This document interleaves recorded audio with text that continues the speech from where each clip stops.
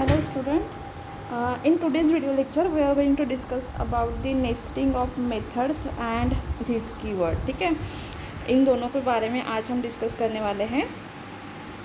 तो सबसे पहले देखते हैं नेस्टिंग ऑफ मेथड्स क्या होता है।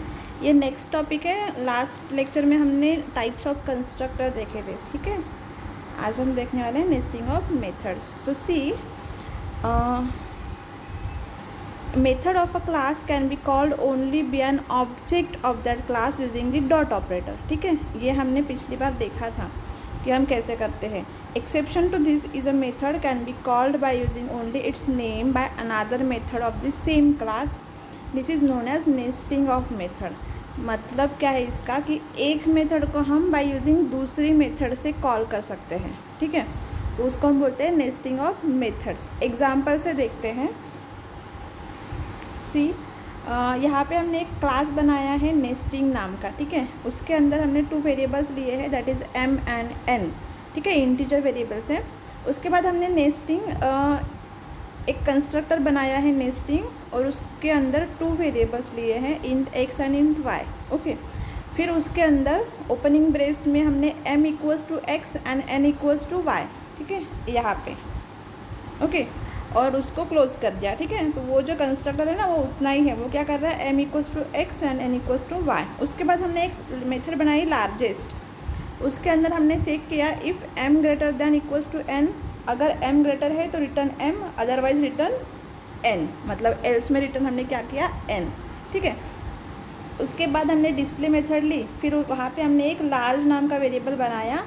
इक्वल्स टू हमने लिखा है लार्जेस्ट, इक्वल्स टू हमने लिखा है लार्जेस्ट, बट लार्जेस्ट वेरिएबल नहीं है, वो क्या है मेथड। ठीक है, लार्जेस्ट क्या है मेथड। सो यहाँ पे हमने int large equals to largest method लिखी है। ठीक है, यहाँ पे तो इसका मतलब क्या है कि हम इस वेरिएबल के अंदर इस मेथड के जो रिटर्न मतलब आउटपुट जो आ रहा है, और ये जो मेथड रिटर्न कर रही है ना, उसको हम यहाँ पे इनिशियलाइज कर रहे हैं लार्ज वेरिएबल को। बट ये हम कहाँ पे कर रहे हैं, inside the another method that is display. ठीक है, डिस्प्ले के अंदर हम इसको परफॉर्म कर रहे हैं, अदर मेथड को कॉल कर रहे हैं। ये एक मेथड है और इसके अंदर हम लार्जेस्ट मेथड को कॉल कर रहे हैं, तो इसको हम बोलते हैं नेस्टिंग ऑफ मेथड्स। ठीक है, और यहाँ पे हम सिंपली लार्ज की वैल्यू डिस्प्ले कर रहे हैं। अब देखो, हमने एक नया क्लास बनाया नेस्टिंग टेस्ट। इसके अंदर हमने मेन फंक्शन को कॉल किया और हमने यहाँ पे बनाया है ऑब्जेक्ट दैट इज़ नेस्ट। ठीक है, नेस्टिंग क्लास का ऑब्जेक्ट बनाया है, उसका नाम है नेस्ट। और यहाँ पे हमने कंस्ट्रक्टर जो है नेस्टिंग, उसके अंदर 2 वैल्यूज़ पास की है, 50 एंड 40। तो ये वैल्यूज़ जाएगी यहाँ पे x एंड y में। x की वैल्यू हो गई 50, y की वैल्यू हो गई 40। ओके, फिर x की वैल्यू हमने यहाँ पे इनिशियलाइज़ कर दी m को, और y की वैल्यू हमने n को इनिशियलाइज़ कर दी। मतलब m की वैल्यू क्या हो गई अभी 50 और n की वैल्यू क्या हो गई 40। ओके, अब देखो उसके बाद यहाँ पे हमने नेस्ट डॉट डिस्प्ले किया है। नेक्स्ट स्टेप में हमने क्या किया, नेस्ट डॉट डिस्प्ले। नेस्ट क्या है, ऑब्जेक्ट है, यहाँ पे स्मॉल n चाहिए था। ठीक है, सो नेस्ट डॉट डिस्प्ले किया तो डिस्प्ले मेथड पे आ गए, डिस्प्ले मेथड को कॉल किया। तो यहाँ पे देखो हमने क्या किया, int large equals to largest, इस मेथड को कॉल किया। जैसे इस मेथड को कॉल किया, हम वापस गए यहाँ पे लार्जेस्ट मेथड के पास। यहाँ पे हमने क्या चेक किया, if m greater than equals to n। m की वैल्यू क्या थी 50, n की वैल्यू क्या है 40। मतलब ये क्या है, ट्रू है, तो रिटर्न क्या करेगा m। तो जैसे m रिटर्न करेगा ये यहाँ पे वापस आ जाएगा। सो लार्ज की वैल्यू क्या हो गई m, मतलब 50। तो यहाँ पे 50 आ गया। फिर हमने यहाँ पे प्रिंट कर दिया largest value equals to large. ठीक है, और हम वापस आ गए यहाँ पे डिस्प्ले मतलब सेमीकोलन पे। ठीक है, तो इस तरह से हमारा प्रोग्राम एग्जीक्यूट हो रहा था। हमारा आउटपुट क्या आना चाहिए, largest value equals to 50। Okay, so this one is the nesting method. एक मेथड के अंदर हम दूसरे मेथड को कॉल करें, उसको क्या कहते हैं, नेस्टिंग ऑफ मेथड्स। ओके, अब देखो नेक्स्ट जो है topic that is this keyword. तो दिस कीवर्ड क्या होता है, this is a reserve keyword. ठीक है, ये क्या है, this is a reserve keyword. This keyword क्या है, रिजर्व कीवर्ड है। It always refers to current object. ये क्या करता है, जब मतलब जो भी करंट ऑब्जेक्ट है जिसके अंदर हम वर्क कर रहे हैं उसको वो रेफ़र करता है। ठीक है, use to distinguish local variable from global variable और इंस्टेंस वेरिएबल। मतलब उन दोनों को डिस्टिंग्विश करने के लिए, डिफ्रेंशिएट करने के लिए हम दिस कीवर्ड का यूज़ करते हैं। कौन से वेरिएबल्स को? Local variable and global variable को, ठीक है। पिछले वाले वीडियो में हमने देखा था कंस्ट्रक्टर का जो वीडियो था ना, उसमें हमने दिस कीवर्ड का यूज़ किया था। तब मैंने आपको बोला था कि हम दिस कीवर्ड क्यों यूज़ कर रहे हैं, ठीक है। क्योंकि वहाँ पे क्या था, जो लोकल वेरिएबल्स थे एंड जो ग्लोबल वेरिएबल्स थे उन दोनों का नाम क्या था? सेम था। तो तब हमने लोकल वेरिएबल के सामने दिस कीवर्ड लगाया था। उसके इस वीडियो के बाद वो आप एक बार वीडियो देख लेना एग्जाम्पल, तो आपको समझ में आ जाएगा, ठीक है। To use to pass the current object as a parameter to another method और कंस्ट्रक्टर, इसके लिए भी हम दिस कीवर्ड का यूज़ करते हैं। To pass current object as a parameter, ठीक है। जो भी अभी करंट ऑब्जेक्ट है उसको एज अ पैरामीटर अगर हमें पास करना है इनटू अनादर मेथड, मतलब किसी और मेथड के अंदर, किसी और फंक्शन के अंदर या फिर कंस्ट्रक्टर के अंदर, तो हम उस वक्त भी दिस कीवर्ड का यूज़ करते हैं, ठीक है। अब देखो differentiate between without using this and using this, ठीक है। मतलब एक प्रोग्राम है जिसमें हमने दिस का यूज़ नहीं किया है और एक एग्जांपल है जिसमें हमने दिस का यूज़ किया है, ठीक है। सो सी हियर क्या होता है, यहाँ पे देखो सबसे पहले हम देखेंगे विदाउट दिस, ओके। तो यहाँ पे देखो विदाउट यूजिंग दिस दिखते हैं। तो यहाँ पे हमने क्लास बनाया TH, ओके।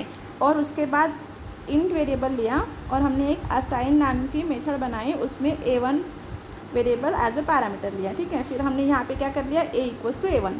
तो ये क्या है? Local variable. ये क्या है? सॉरी, ये क्या है? Local variable. ये क्या है? Global variable. ग्लोबल मतलब थ्रू आउट द क्लास हम उसको कहीं पे यूज़ कर सकते हैं। और ये जो है A1, ये क्या है? लोकल, क्योंकि हम उसको सिर्फ उसी मेथड के अंदर ही यूज़ करेंगे, ठीक है। तो उसको हम बोलते हैं लोकल वेरिएबल। तो अब देखो हमने अनदर क्लास बनाया TH चेक, ठीक है। उसके बाद मेन फंक्शन के अंदर हमने क्या किया है, ऑब्जेक्ट बनाया OB1 = new TH and OB1 = assign, और यहाँ पे वैल्यू क्या पास कर दी? 3। यहाँ पे देखो OB1 = असाइन 3, मतलब यहाँ पे क्या आ गया? 3, ओके। सो A = क्या हो गया अभी? 3। यहाँ पे हमने सिंपली क्या कर दिया, वैल्यू पास की, A1 की वैल्यू हो गई 3 और ये अभी आ गई A में, ओके। अब देखो विथ यूजिंग दिस ये एग्जांपल कैसे होगा। तो यहाँ पे भी हमने एक TH क्लास बनाया, फिर A वेरिएबल लिया और यहाँ पे असाइन जो फंक्शन है उसके अंदर भी देखो A सेम वेरिएबल लिया है। यहाँ पे हमने A1 लिया था, यहाँ पे हमने A लिया है। मतलब local and global, sorry global and local, ये दोनों वेरिएबल का जो नेम है वो क्या है? सेम है, ठीक है। यहाँ पे हमने डिफ्रेंशिएट किया A एंड A1 के बीच में। यहाँ पे दोनों का नाम देखो सेम है, A एंड A, ओके। तो उस वक्त हम दिस कीवर्ड का यूज़ करके उन दोनों को डिफ्रेंशिएट कर रहे हैं। दिस हम कहाँ पे लगा रहे हैं? ग्लोबल वेरिएबल के पास, और ये क्या है? Local. So this dot global variable मतलब A = A, जो कि है लोकल वेरिएबल। तो इन दोनों के बीच डिफ्रेंशिएट करना है तो हम दिस कीवर्ड का यूज़ करते हैं। फिर हमने यहाँ पे अगेन एक क्लास बनाया, मेन फंक्शन के अंदर हमने OBJ ऑब्जेक्ट बनाया TH क्लास का, और OB1 = असाइन 3, मतलब ये जो 3 वैल्यू है ना यहाँ पे पास कर दी, ठीक है। अब A की वैल्यू हो गई 3, तो ये A की वैल्यू क्या हो गई? 3, क्योंकि हमने दिस डॉट A = 3 लिखा है, ठीक है। सो ये है इन दोनों का difference, with this and without this. तो इस तरह से हमें दिस कीवर्ड का यूज़ करना है, ओके। अब देखो एक यहाँ पे क्विक रिवीजन देख लेते हैं। If a method in Java calls a method in the same class, it is called as nesting of methods. क्या कहते हैं उसको? Nesting of methods. The keyword is useful when you need to refer to instance of a class from its method. तो हम किस keyword का use करते हैं? दिस कीवर्ड का, ठीक है। सो this one is the nesting of method and this keyword. So next video lecture में हम नेक्स्ट टॉपिक देखेंगे। Thank you.